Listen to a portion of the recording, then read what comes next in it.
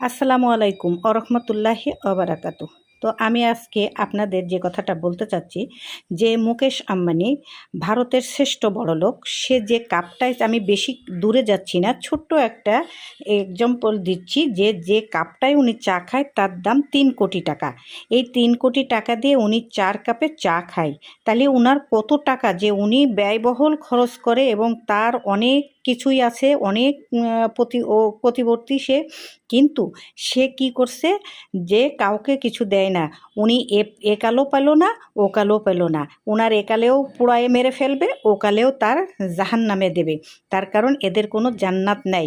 তো এই উনি কি পারবে এই যে ব্যয়বহুল খরচ যে করে, এইটার বিনিময়ে আপনি কি আল্লাহর কাছে যে বলতে পারবেন যে না, আমার যত টাকা পয়সা আছে সব আপনাকে দিয়ে দিচ্ছি, আমাকে আপনি স্বর্গে দিয়ে দেন? পারবে না, কখনো আপনি তা করতে পারবেন না। তো এই টাকাগুলো আপনি এইভাবেই খরচ করে দুনিয়ার বুকে যাবেন, আপনার এহকাল নাই পরকালও নাই। ভালো লাগলে আমার সাথে থেকে